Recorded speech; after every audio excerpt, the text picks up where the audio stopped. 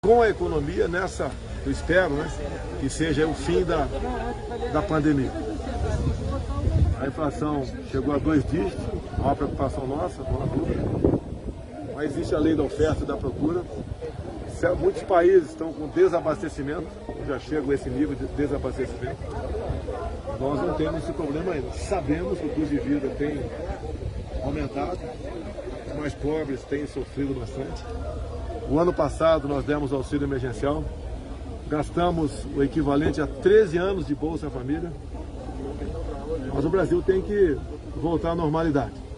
Graças até a medidas econômicas tomadas em 2019, quando o Brasil realmente apontou para a decolagem, né, a questão da economia, até uma medida pode ser passar desapercebida para muitos, mas na verdade, muitos também, vem aquela questão da liberdade econômica, naquela época chamada de MP, da liberdade econômica, veio em boa hora, ajudou a alavancar os empregos.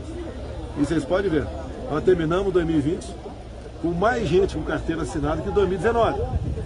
Isso devemos à equipe econômica, em especial do Paulo Guedes, responsável por essa parte, uma equipe que trabalhou bastante naquele momento, que não deixou de repassar recursos bastante vultosos para estados e municípios, não só para atender a questão da pandemia, tem como uma expectativa de perda de arrecadação, com programas como o BEM e o PRONAMP, né? Um desses que foi proposto pelo senador Jorginho, acolhido por nós. Todo mundo trabalhou muito no ano passado, para o Brasil sofrer o menos possível. Todo mundo esperava que a gente ia cair 10%, caímos 4%, um dos países que menos caiu. Então isso deve aí ao Paulo Guedes, a sua competência e a sua liberdade para trabalhar. Mas sabemos agora que o preço do fique em casa, a economia a gente vê depois, chegou. Temos aí, pelo que tudo indica, reajuste nos combustíveis. Isso eu devo ter bola de cristal, nem informações privilegiadas que eu não tenho. É só ver o preço do barril do petróleo lá fora, o comportamento do dólar aqui dentro. Eu não tenho poderes de interferir sobre a Petrobras. A Petrobras é uma coisa que eu conversava com o Paulo Guedes, o que fazer com ela, o que propor fazer com ela para o futuro. É um monopólio, a legislação deixa ela praticamente independente. Eu indico lá o presidente, nada mais além disso.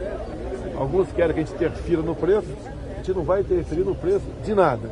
Isso já foi feito no passado e não deu certo. No passado de outros presidentes. E não deu certo.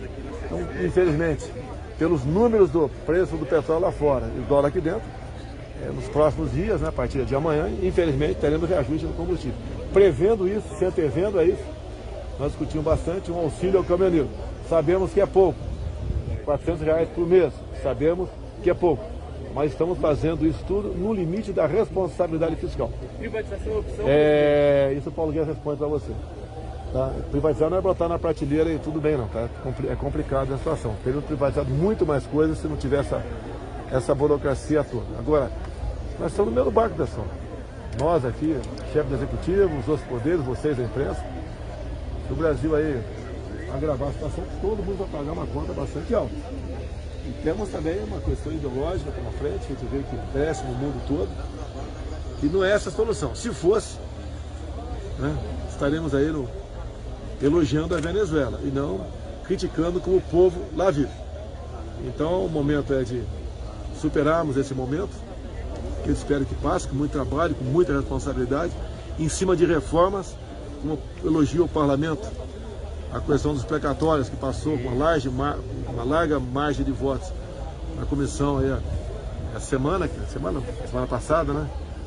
E a gente vai partir, a reforma administrativa vai continuar andando, a fiscal, entre outras. É a solução que nós temos. Deixo bem claro, a reforma administrativa não mexe com os atuais servidores. Então quem fala que o servidor vai perder algum direito, alguma garantia, não é verdade, quer tumultuar. Nós precisamos de paz, de tranquilidade, da nossa parte, muito trabalho. Tanto é que eu convidei o Paulo Guedes para dar em respeito a vocês. Então vocês fazem pergunta para ele, que ele é a pessoa adequada para responder e conduzir o destino da nossa economia. E deixe bem claro, Paulo Guedes eu conheci praticamente um ano antes das eleições. Uma pessoa que eu deposito total confiança nele. Foi excepcional o trabalho dele em 2019 e melhor ainda em 2020. Estamos no corrente ano com a criação de mais de 2 milhões de empregos. Quem cria não somos nós, é iniciativa privada. Mas se ela só cria porque tem respeito e confiança em nós. E nós faremos de tudo para não perder a confiança do mercado, do investidor e do cidadão de maneira geral. Repito aqui, antes de passar a palavra para Paulo Guedes. Quando se fala em reajustar combustível, não é eu que reajusto, não sou eu. É a Petrobras. E a Petrobras está amarrada também em legislações as mais variadas possíveis. Nós buscamos maneira de minorar esse problema. Tanto é que eu entrei com um processo, né, chama-se Ação Direta de Inconstitucionalidade por Omissão no Supremo, está indo para 3 meses. O Supremo não se manifestou ainda. Que diz lá, uma emenda constitucional de 2001, que o valor tem que ser nominal. E não é justo o ICMS incidir em cima dos próprios impostos federais, incidir em cima da margem de lucro, bem como no frete. Não é justo o ICMS incidir em cima disso tudo. Deixe bem claro, o governo federal mantém os impostos federais congelados desde janeiro de 2019. É um valor nominal, em real ou em centavo. Agora, não acontece com o ICMS. O ganho de governadores, toda vez que há algum reajuste na economia, é muito grande. O reajuste no combustível é muito grande. Isso não pode continuar acontecendo, é questão de bom senso. E na crise, né, quando se aumenta o combustível, não sou eu que aumento, deixo bem claro, os governadores ganham mais ainda em cima desse próprio reajuste. Vamos supor que tenha 20 centavos no preço da gasolina agora, semana que vem. Os 30% do ICMS em média incidem em cima disso. Então, cada governador ganha, em média, mais 6 centavos por litro. Isso não é justo. O governo federal não está ganhando, não queremos ganhar, mas o momento é complicado na economia. O sacrifício tem que vir de todas as partes. E a forma de se calcular ICMS não é equivocada, não. É injusta. Tanto é que temos ação no Supremo, só lamento a demora do Supremo em decidir essa questão. Paulo Guedes, quer falar? Bom, o presidente já disse, né? As reformas administrativas, por exemplo, vou dar um exemplo, reforma administrativa, são 300 bilhões, pelo menos, que nós economizamos para o futuro, sem atingir nenhum dos funcionários públicos atuais, simplesmente pelo disciplinamento e pela meritocracia nas contratações futuras. São 300 bilhões. De outro lado, o presidente, como disse, precisa enfrentar o problema da miséria que se agudizou durante a pandemia. E aí ele precisa de 30 bilhões para dar R$100 a mais no Bolsa Família. E vocês todos sabem que nós já tínhamos previsto R$300 dentro do teto. Estava previsto. Só que o Senado não avançou com a reforma. O Senado não deu a fonte. O Senado não conseguiu avançar com o imposto de renda, que daria a fonte. Então o presidente, a política pressiona o presidente e diz, olha, nós vamos deixar os brasileiros com fome, nós vamos deixar os brasileiros mais simples, mais vulneráveis, justamente sem conseguir usar o gás de cozinha. É preciso dar uma ajuda. Todos sabem que eu defendo o teto. O teto é uma bandeira nossa, de austeridade. Nós somos o país que menos caiu, mais rápido voltou e está crescendo mais do que a média do mundo inteiro.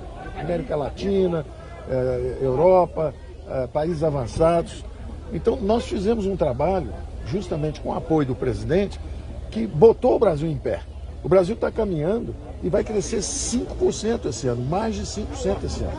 Então, quando nós estamos caminhando, alguns ficaram para trás.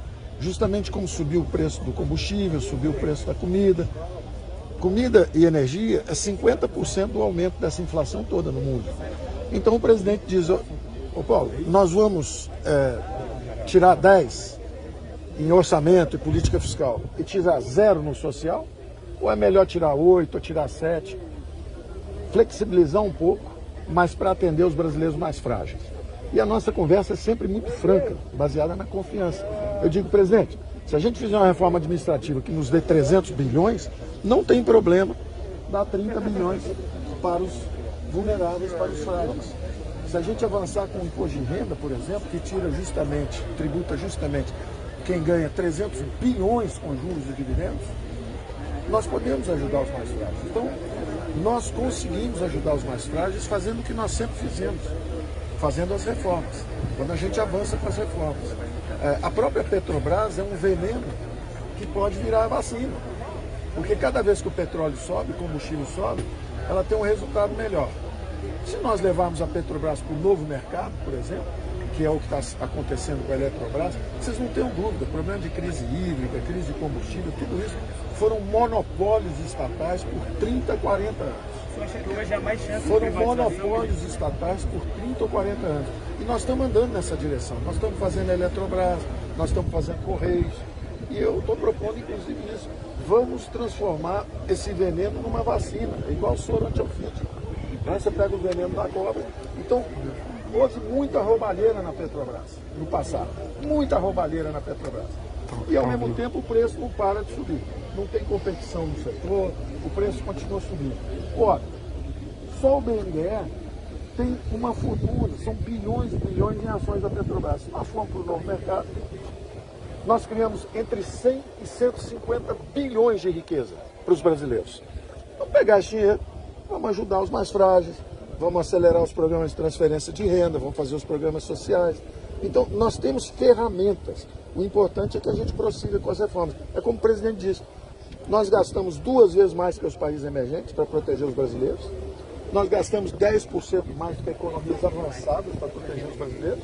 Agora, nós fomos um país que menos se endividou, porque justamente nós mantivemos o tempo todo esse duplo compromisso.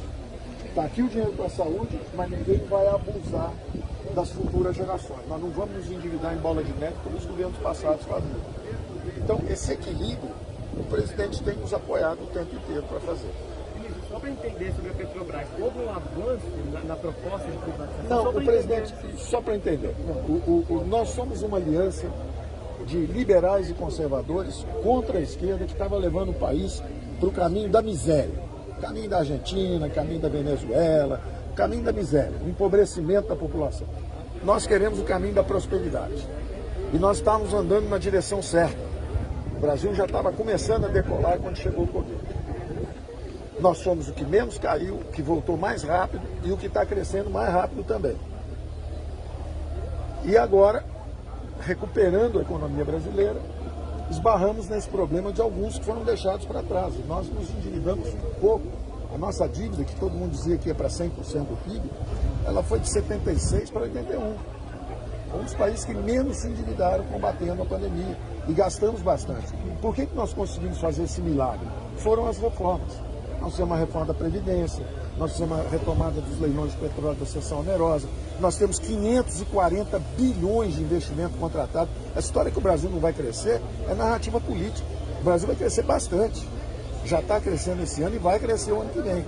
Agora, naturalmente, precisamos seguir com as reformas que viabilizam isso. Você acredita na aprovação da reforma administrativa ainda? Eu acredito, o presidente da Câmara, Arthur Lira, está comprometido com isso. O presidente da Câmara, Arthur Lira, aprovou o imposto de renda, que daria um reforço também para o Bolsa Família. Então, ele está comprometido. O presidente da República também sempre apoiou as reformas. Ele é um político popular, mas ele está deixando a economia ser reformista. Ele não é um populista. O presidente, ele fica num difícil equilíbrio. Porque, de um lado, os políticos querem botar 500, 600, 700. Não é? Tem muito populista aí, candidato, inclusive, à presidência, falando em 600, 700, 800.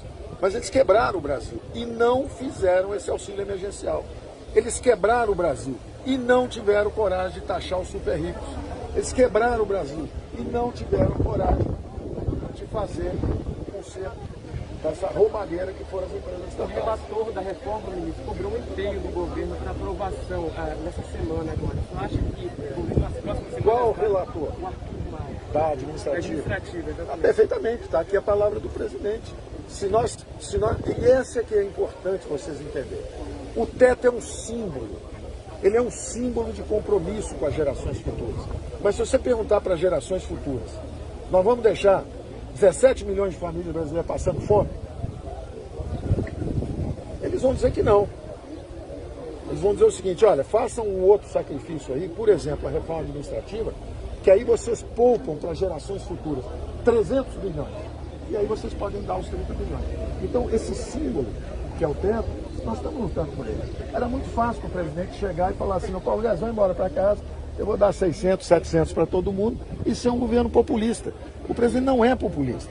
Ele é popular, é diferente. Ele tem a sensibilidade de saber o seguinte, olha, chegou a hora que nós temos que atender. Tem brasileiro comendo osso, passando fome. A mídia mesmo ficou falando isso aí 3 meses. Tem brasileiro passando fome, comendo ossos.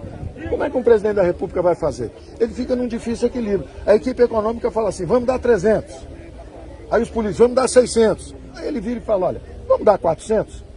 Aí eu, como economista, tenho que avisar o presidente, isso aí nós temos que pedir uma licença porque nós vamos atingir o teto.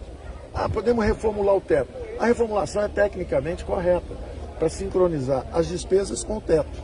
Hoje eles estão descasados, então a periodicidade deles ser casada. Mas é evidente que todo mundo vai dizer, ah, isso é um oportunismo político, oportunismo político. Era muito mais fácil para ele falar, olha, eu vou criar uma medida de emergência.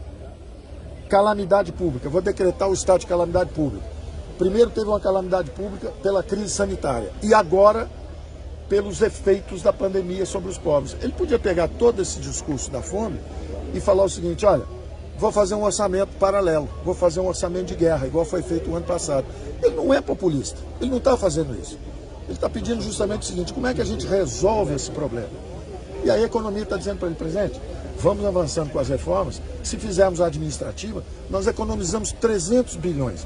Então qualquer pessoa séria no Brasil vai entender, olha, eles realmente empurraram um pouquinho mais aqui o teto, mas em compensação gastaram 30 e economizaram 300. Então eles estão fazendo o dever de casa. Presidente, Paulo acho que esse conflito está pacificado entre a ala econômica... Só ele que pergunta, eu queria fazer uma pergunta para o senhor. Vamos fazer a pergunta, perfeito. Presidente. Perfeito. No passado, foi proposto a isonomia salarial. O que ia acontecer? O salário mínimo, que ganha pouco, teria um aumento maior. E ia diminuindo os aumentos. Quem ganhasse mais, receberia menos. Com isso, vocês iam economizar muito dinheiro fazendo a isonomia salarial. Porque isso, ninguém comenta isso, nem a imprensa. A imprensa só faz o que tumultuar. Então, por que não pergunta se isonomia salarial? Por exemplo, o cara ganha 30 mil, ele vai ter um aumento de 10%. O cara ganha 15 mil, vai ter um aumento maior. Então, isso vai igualar a classe salarial. Por que isso não é feito? Isso tem uma explicação interessante para atacar esse problema, que são os super salários. Os super salários. Na administração pública tem super salários. Isso poderia ser feito também dentro de uma reforma, mas nem isso nós estamos fazendo. A sua pergunta é pertinente.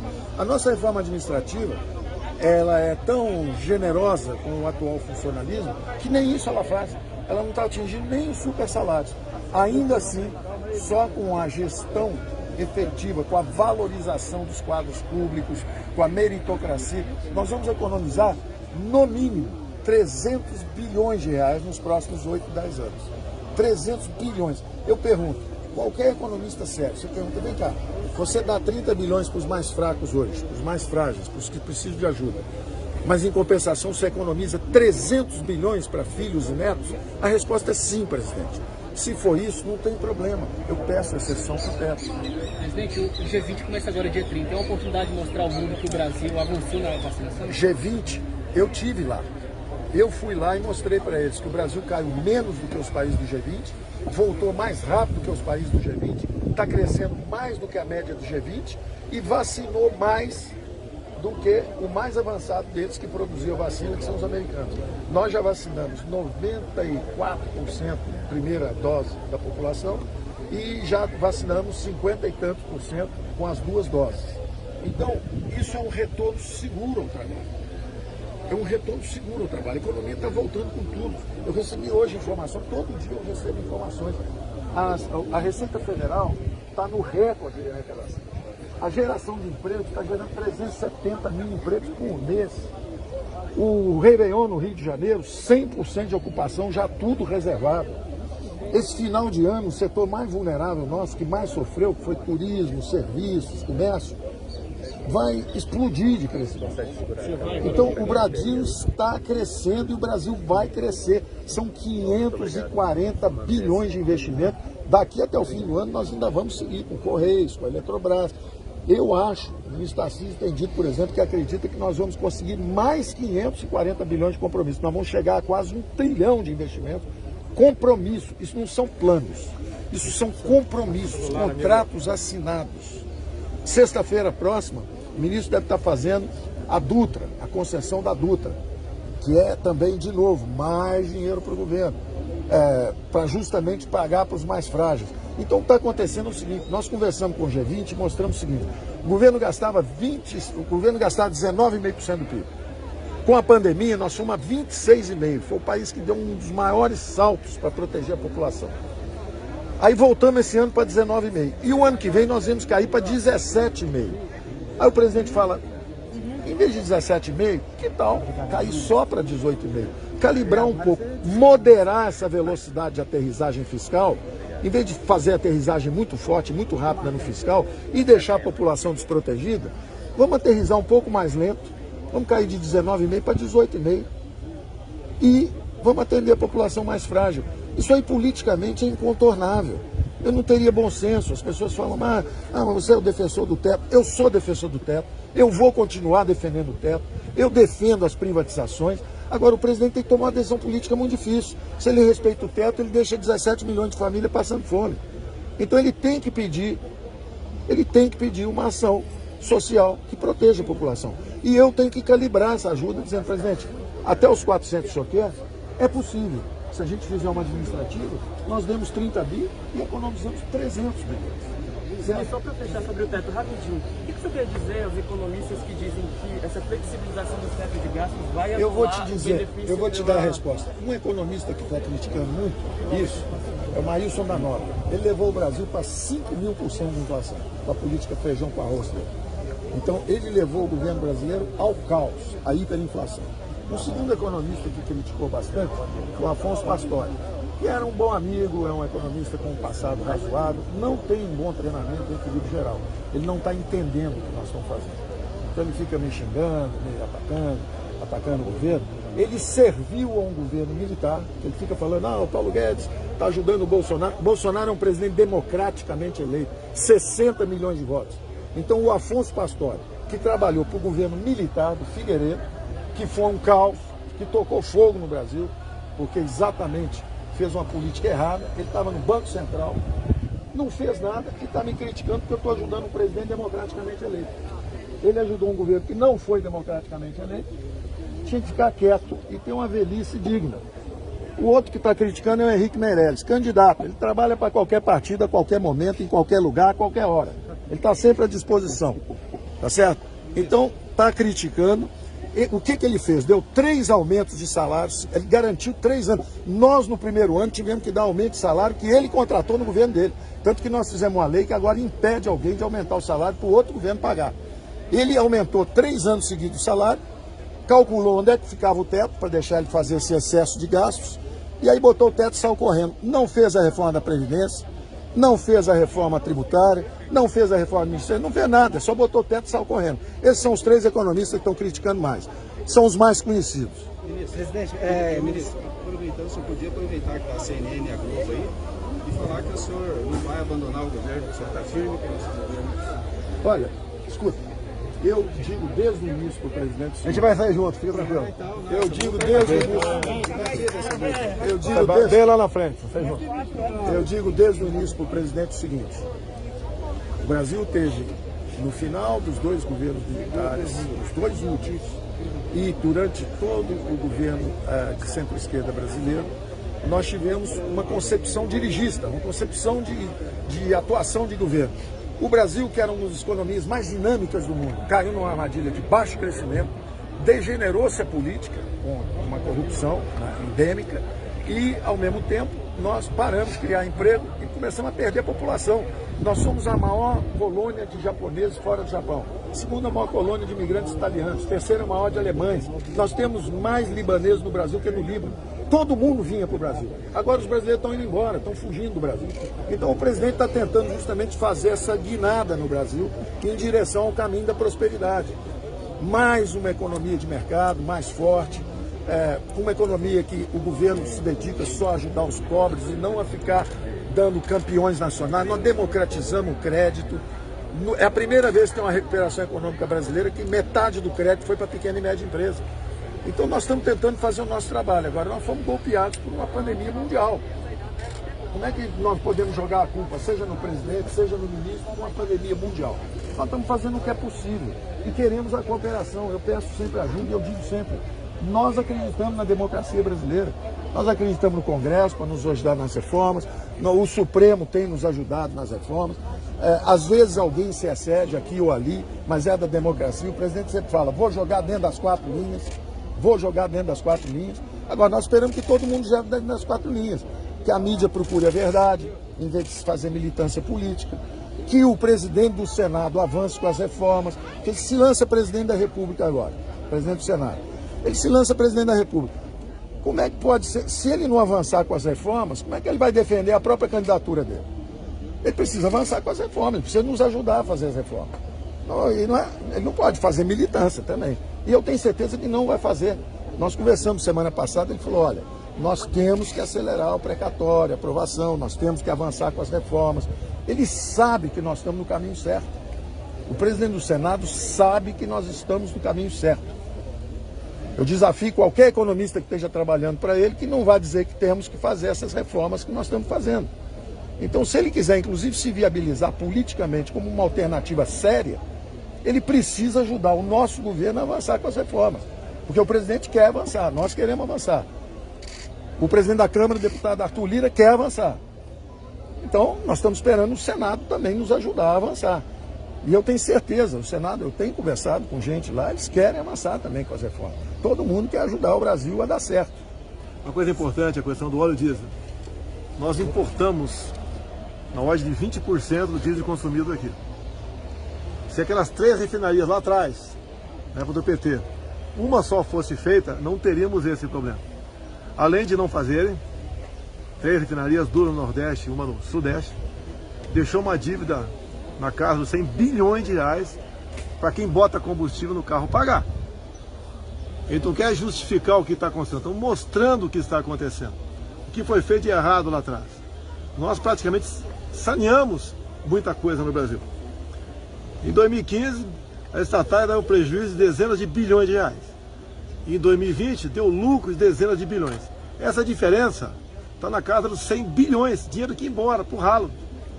E nós tratamos com responsabilidade. Você pega uma CEAGESP em São Paulo, um foco de roubalheira, tudo que de errado tinha, acontecia lá. Botamos lá uma pessoa adequada para a função. Um coronel recém saiu da rota. Resolveu a questão da CEAGESP. É um exemplo. Olha Itaipu Binacional, não dava lucro. O lucro era muito pequeno. O ano passado, do excedente da Itaipu Binacional, investimos 2,5 bilhões no estado do Paraná, em comum acordo, né, com o próprio governador Ratinho, que é um grande aliado nosso. A segunda ponte com o Paraguai, extensão da pista do aeroporto de Foz do Iguaçu. Atendemos a mais de 40 municípios do Noroeste Paranaense. Os Correios deram lucro ano passado de 1,5 bilhão. Era um foco de corrupção enorme. O próprio Mensalão nasceu lá no Rio de Janeiro. O Mensalinho também nasceu lá.